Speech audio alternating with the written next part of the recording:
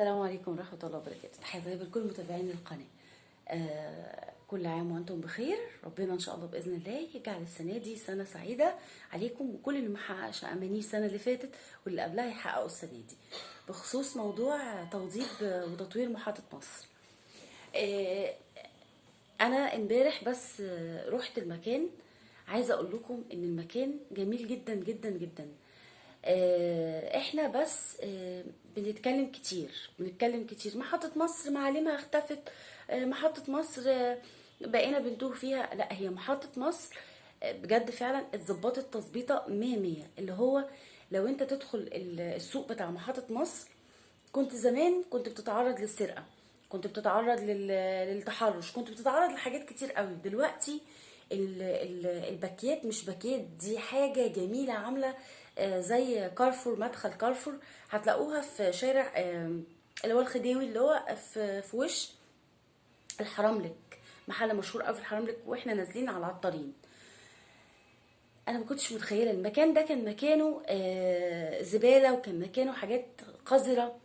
بجد والله العظيم المكان ده جميل جدا جدا. دخلته امبارح كمكان، كسيراميك، كتكييفات، حاجه على مستوى عالي قوي. امان، كاميرات في كل حته، بحيث ان مفيش حد يقدر ان هو يتحرش، محدش يقدر ان هو يتخانق مع حد. مفيش مثلا حد يعني ايه يبلطج على حد، مفيش الكلام ده خالص. مفيش كمان حاجه اسمها ان انا ابيع بتسعيره غير التسعيره اللي جنبي بيبيعها.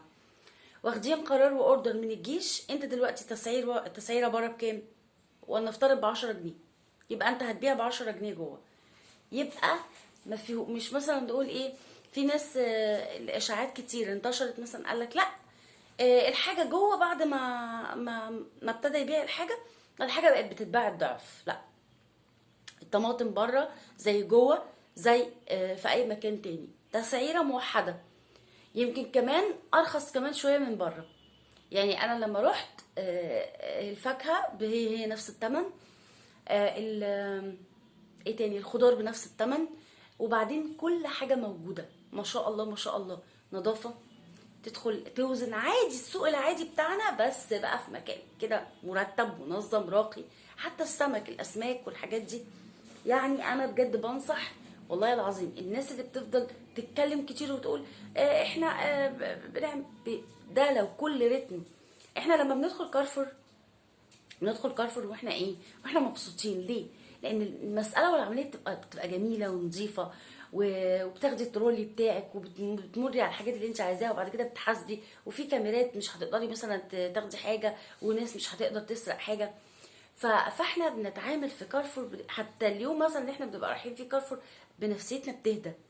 بس كارفور العيب بتاعه ان هو بيغلي الحاجه. لكن محطة مصر بجد فعلا بعد التوضيب اللي اتوضبت ده بقت في منتهى الجمال. كمان تعالوا كمان نبص كمان على حاجة مهمة قوي. المشاريع كان فيها استغلال. احنا اوريدي عارفين ان البنزين غلا وان الاجرة بيغلوها، بس بيغلوها على حسب غلو البنزين اللي هما بيغلوه. كان من فترة كان قبل التوضيب كان بعض السواقين استغلاليين بما فيه الكفاية. يعني ياخدوا مثلا الأجرة الضعف 3 أضعاف. يعني لو بياخد 6 جنيه ياخد منك 20 جنيه، ياخد منك 15 جنيه. يقول لك لا، هي دي الأجرة بتاعتي واللي عندك اعمله، أو إن أنت بقى ما تركبش وتخليك واقف. فدي مشكلتك، حلها مع نفسك. استغلال عيني عينك. فالموضوع كان صعب. فبصيت لقيت ان لا، امبارح العربيات متوفره. امن الجيش رايح جاي، الجيش رقيب، وريني ماما. الجيش رقيب رايح جاي. انت النهارده عندك 18؟ لا مش ده. الجيش رقيب رايح جاي عليهم. خايفين حتى يغلوا الاجره، وبعدين بيسالوا يقولوا انت خطك ايه، يقول له خطي ابو يوسف. ياخد منه مثلا على اسمها ايه، بيقولوا عليها ايه، على يعني على الدورة او اللفة، ياخد منه 5 جنيه. مش اتاوة ولا حاجة، بس هما كانوا بيتعاملوا كده. كان يمولوا العربية بتاعته الناس اللي هي بتاخد الاتاوات، وياخد منهم مثلا 5 أو 10 جنيه في كل طلعة. اعتقد ان الناس عارفة الكلام ده. لا، الجيش بقى ابتدى يحاسبه على اللفة بتاعته. يعني انت مثلا دلوقتي بتمول العربية، بتحمل عربيتك بكام؟ نقول مثلا وتفر ب140 أو 150 جنيه، ياخد منه 10 جنيه. في كل طلعايه ياخد منه 10 جنيه. على فكره ما هو ده كان نظام الاتاوه ده، كانوا بيدفعوه بس بلطجه للناس البلطجيه. دلوقتي مفيش ناس بلطجيه خلاص، بقى التعامل مع الجيش دايركت. جميله جدا محطه مصر، بالله عليكم انا عايزاكم تروحوا تتفرجوا، والناس اللي من محافظات تانية تعالوا اتفرجوا على السوق وقولوا رايكم ايه، واكتبوا في الكومنتات. والله العظيم بجد هتدعولي، المكان بقى جميل. يا ريت يبقى فيه كده شويه رقابه. وبعدين لسه داخلين على 45، لسه داخلين على العجمي، كل المناطق هندخل عليها. في ازمه في البلد، ربنا ان شاء الله باذن الله هيطلعنا منها على خير وهيعدينا منها على خير. بس الموضوع فعلا لما يبقى بنظافه بترتيب حاجه كويسه هنفرح، هنحب الاماكن، هنحب ننزل نشتري الحاجه.